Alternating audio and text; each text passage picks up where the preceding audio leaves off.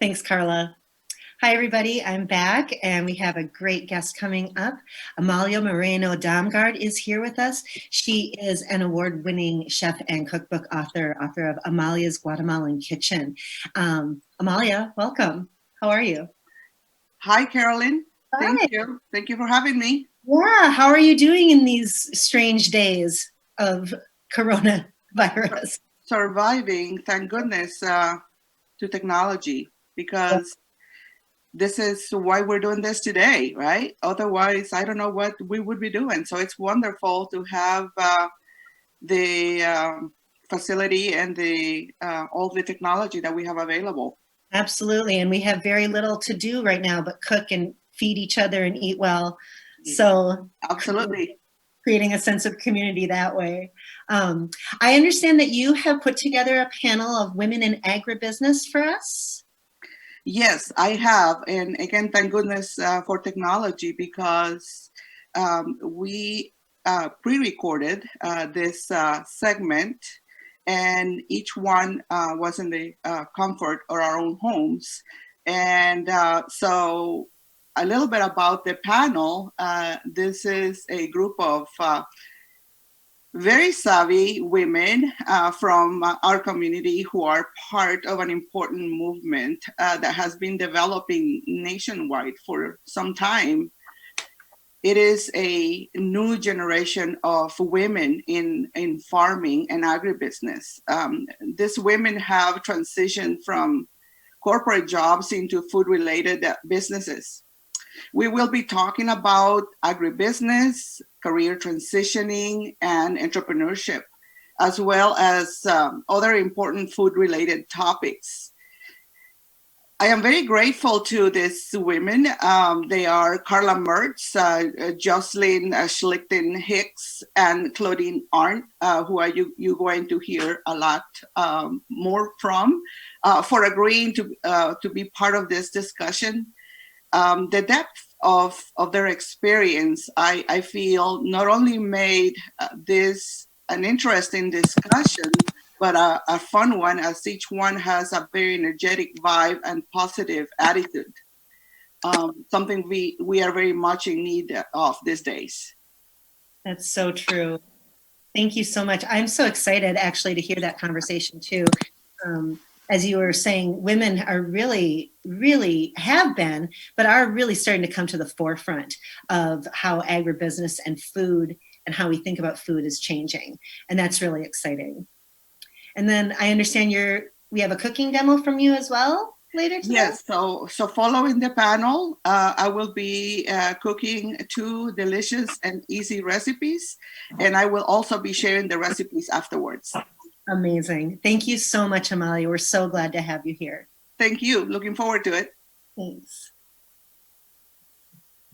Hello, amazing panelists, and welcome to Rock What You Got, virtual panel discussion.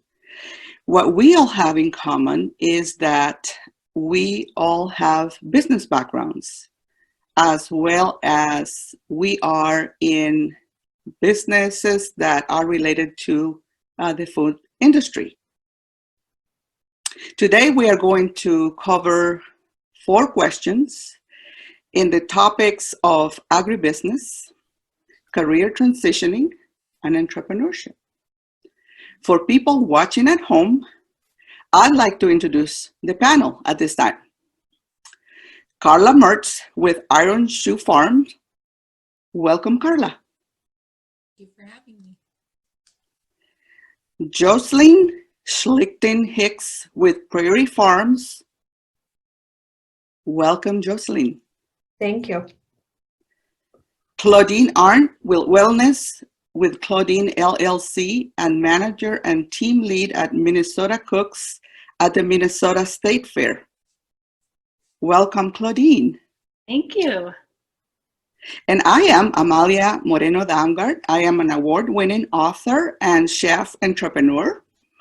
I am moderating this panel today. And with that, I am going to jump into the first question. Panel, what are you currently excited about? It can be personal, It can be business or any other. Carla, let's start with you. I'm currently excited about transition with our own farm for the year. We are currently faced with some changes, but with that, we are seeing some exciting growth with the Dinner on the Farm series that we'll be hosting for 2020. So for us to get more involved in the event series genre on our farm and to promote agritourism is really exciting for us for this year. Jocelyn? I am really excited about planting. You can feel the buzz around our farm. Our potato seed was just delivered yesterday. Our crew's been busy in the shop all winter, cooped up, working on equipment and creating all of our precision ag plans. And we're all really ready to get outside and put some seed in the ground. So I can't wait for our planting season to start. Claudine? Well, what I'm excited about right now is that even though it's a really difficult time for people with COVID-19 and all of the changes that we're experiencing, what I'm seeing happening is all of this creativity and generosity emerging among people. So as we get thwarted out of our routines, it's like more of us are living intentionally and being really mindful about our interconnectedness, and that's exciting. Sure is. Well, I share in your excitement. I am excited about the prospect of publishing my second book in the near future. So let's move on to the second question. Jocelyn, what drew you to a career in agriculture after deciding to leave your corporate career? Sure. Well, it was a really long journey, actually. I had a great job working at 3M. It was my dream job. Definitely what I had worked towards, what I thought I wanted all through school and as I was working up in my career.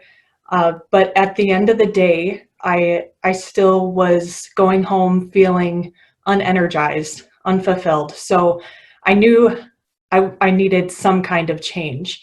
And that started my search. So over the course of several years, I flipped a house, I got my realtor's license, I got my master's degree, all searching for my passion project, and did a lot of self-reflecting. And in that time, I kept referencing my parents and the work they do on the farm every day and the fulfillment I knew they had growing up with them.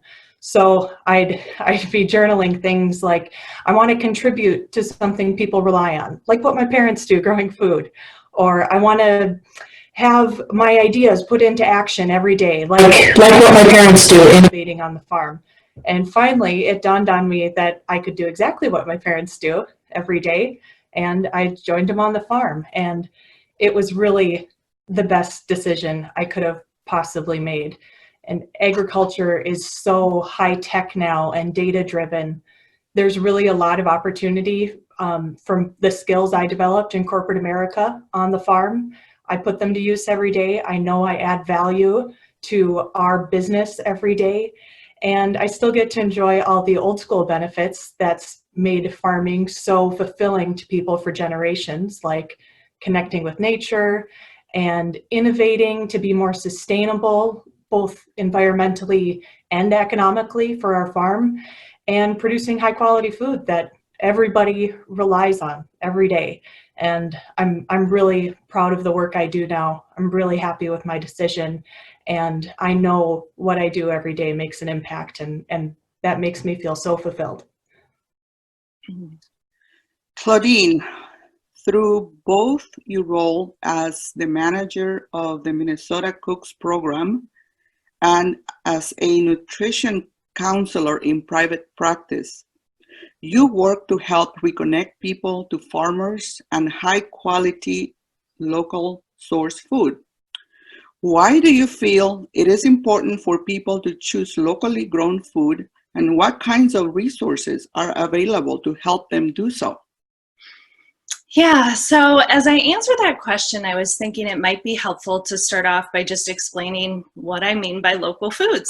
So in the food and farming circles, we use those words a lot, but outside of food and farming circles, people don't necessarily know what I'm talking about when I say local food. So just very simply put, when I say local foods, I mean food that's grown or raised quite close to where you live. So ideally, let's say 90 miles to where you live. If that's not possible, then looking for food that was grown or raised in the state in which you live. And if that's hard, then the region in which you live. And then beyond that, choosing first and foremost food that was grown and raised in the United States before we look to get our food from other countries. So is a very loose definition of local food. You can see it's very fluid, but close to where you live. And there are so many benefits to local foods and why we would want to prioritize those foods first. I only have time to list a couple, but first and foremost, local foods are the freshest foods. And so they're the most nutrient dense for us. So they're the healthiest foods for people. And there have been tons of studies done on this. Mount Clair State University did a study that showed that broccoli that's shipped from outside of the country into the country has half the vitamin C that broccoli does that's locally sourced. Spinach, after sitting for 8 days, has 47% of the folate that fresh spinach has, so that's a really important B vitamin. So the longer food sits in a truck as it's being shipped or in storage, the more the nutrient, vitamin, and mineral content of those foods diminishes. So they're better for us. They're also better for the planet, right? So food that comes from 90 miles away versus 1,000 miles away has a much lower carbon footprint. So interestingly enough, the average carrot travels over 1,000 miles before it makes its way onto your plate. Yeah, there's no need for that, right? And then thirdly, and perhaps most importantly, when consumers choose to buy directly from local farmers, they're supporting that farmer's living, right?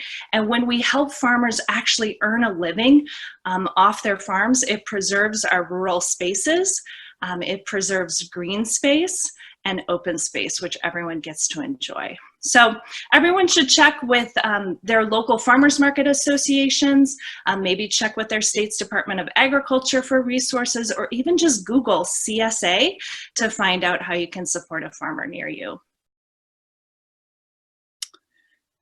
Carla, what are the advantages of having a corporate background before starting a farm business?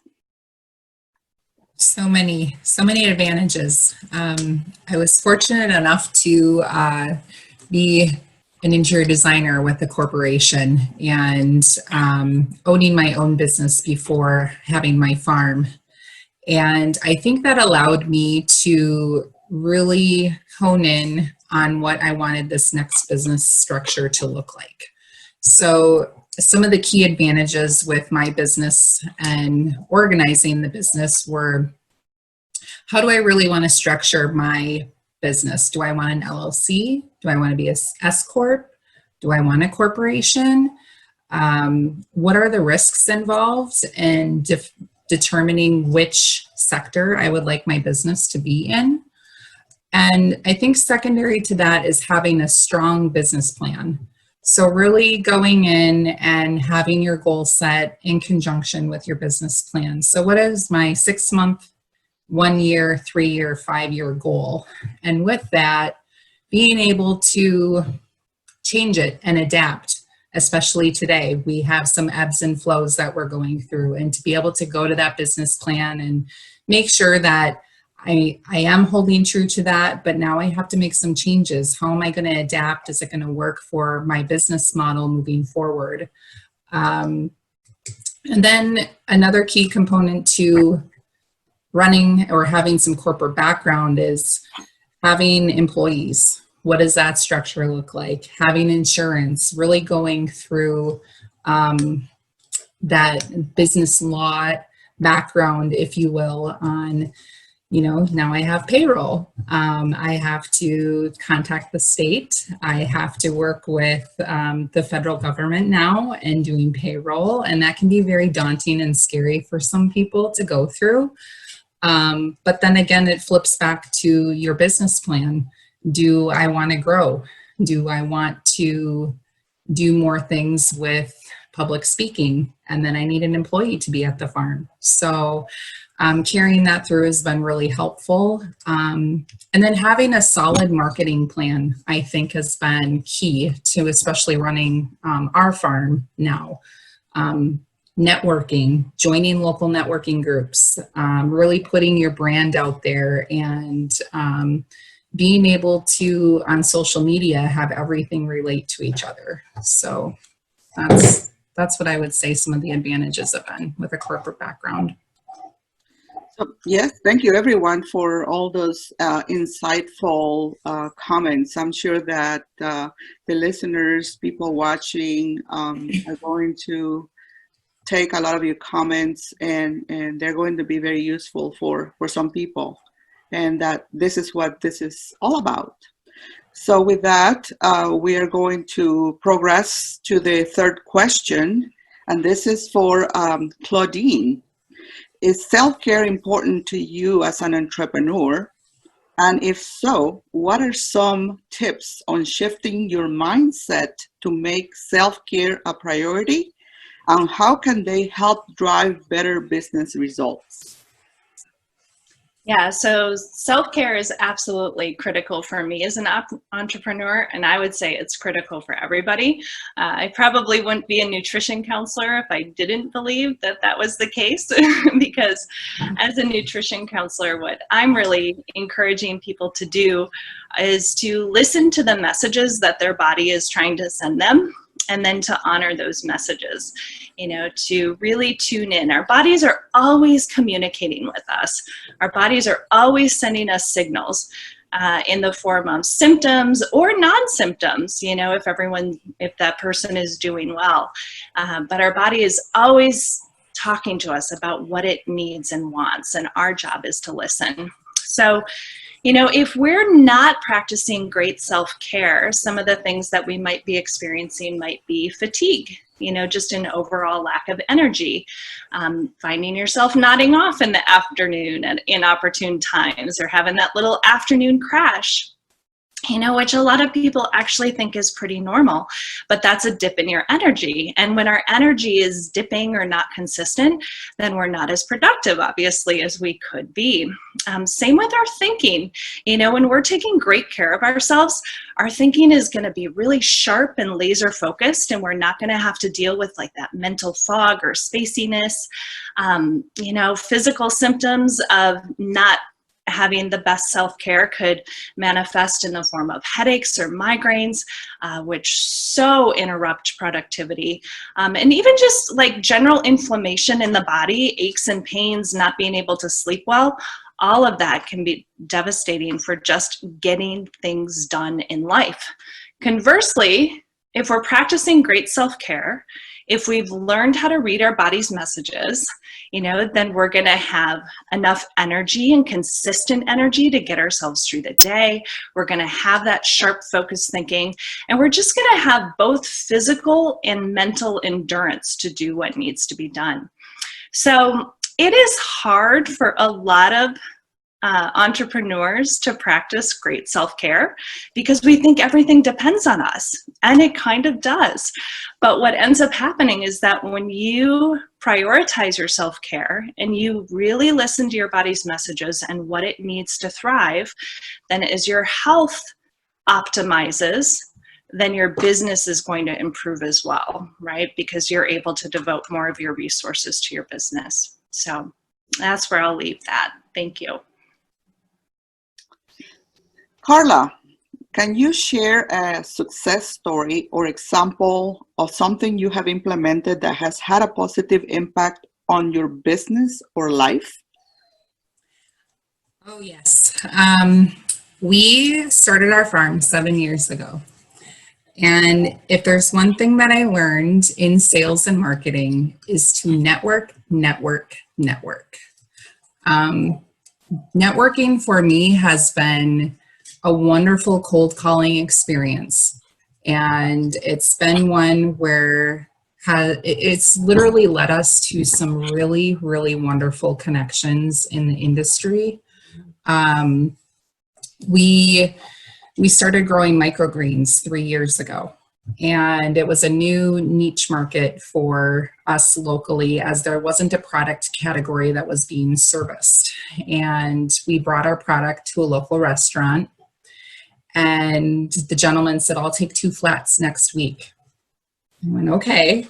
And I looked at my husband and I said, "I think we're on to something." There aren't very many growers in the area. And with that, I started reaching out to local networking groups within my area, brought our product in, started tapping the direct-to-consumer market. And then I started utilizing platforms like LinkedIn, Align, the Minnesota Department of Agriculture. We then got involved with working with 20 restaurants within the Twin Cities because of using those cold calling methods.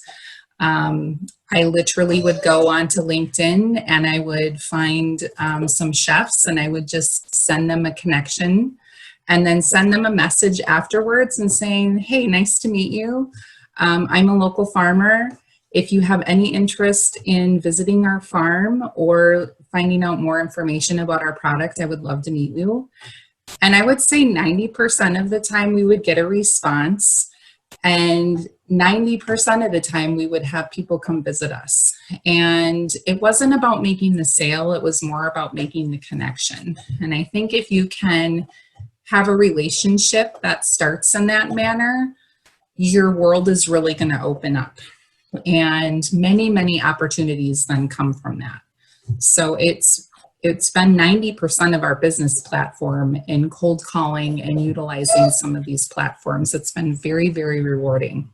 So social media is a very great tool. And I think now more than ever, because we're having so much FaceTime through the internet, it's a very great way to reach out and grow your business, especially in today's world. Jocelyn, farming, like many other businesses, are still male-dominated perceived jobs. What is the biggest challenge for women entrepreneurs and farmers today? Yeah, I definitely run into the occasional bad apple, but I will say as a whole, people in agriculture and on my farm specifically have really been extremely open-minded and respect me as an equal in every possible way. I think my biggest problem with this male-dominated industry is actually me in my head. I think I know I get access to new opportunities because I'm a woman in agriculture. A lot of agriculture groups are really deliberately trying to diversify and be more inclusive. And because of that, I get invited to participate on teams and to take on leadership roles. And my main challenge is getting over the guilt that I've put on myself, trying to decide if I'm invited to be on this group just because I'm a woman or because I have skills that merit me taking on this leadership role. I'm very, very independent, like a lot of women entrepreneurs, and I hate the idea of getting an opportunity that I haven't earned. But I know when I do get involved, I have unique skills and unique perspective to offer because of my time on the farm, because of my corporate background, and because I'm a woman. And the more I practice and the more I choose to take these opportunities and get over the guilt that I put on myself, the more confident I've become to approach the next challenge. And I think I empower other women in agriculture to step out of their own guilt and self-doubt and take on these opportunities too. Yeah, so my biggest concern is definitely struggling with my own idea of my self-worth, validating my skills, being confident that I've earned these opportunities and that I do have something to bring to the table, not just because I'm a woman. And I think a lot of women struggle with this. I don't know why, but women tend to put a lot of pressure on ourselves. So I don't think that's unique to agriculture, but it's definitely my biggest struggle. So these are very thoughtful comments and very insightful with a lot of experience behind them that I think that are going to be very well received, and they're going to be very helpful for other women who might be thinking about career transitioning or going into the agribusiness industry or food industry. And I think that your contributions are just amazing. I am very grateful for them.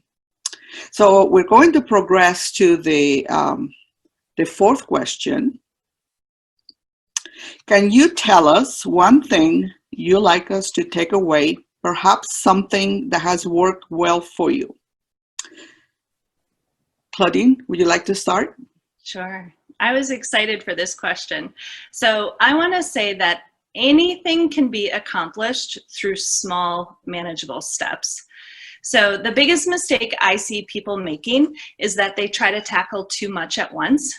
So whether it's improving their health, or it's writing a book, or it's growing a business, is that they try to break off too much, and then it kind of sends their limbic system into the fight or flight response, and they trip themselves up.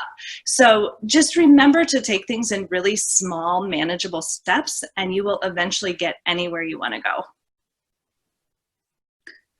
Jocelyn?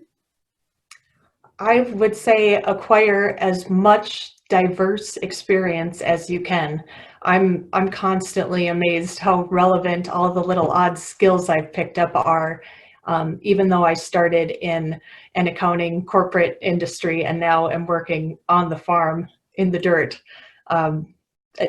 It's never a bad idea to acquire a new skill. You never know when you're going to use it. And then once you do that, trust yourself, trust your skills, and pursue your passion. Carla?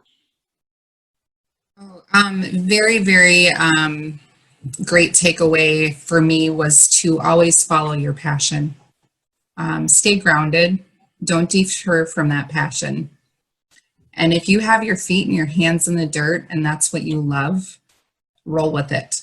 There are always so many great things that can come out of being connected.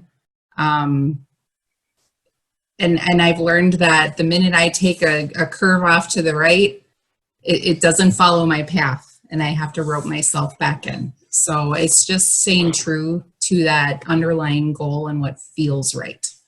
So it's the best piece of advice I can give.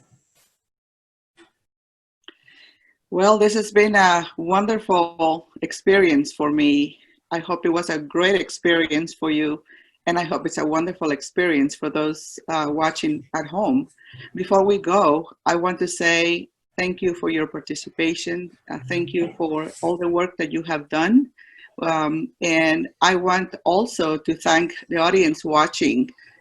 I also want to thank Buffy Blessy and Rock What You Got for the opportunity to participate in this virtual expo. We are excited and we look forward to participating in other Rock What You Got expos. And with that, I'd like to leave it at until next time. Look forward to seeing you.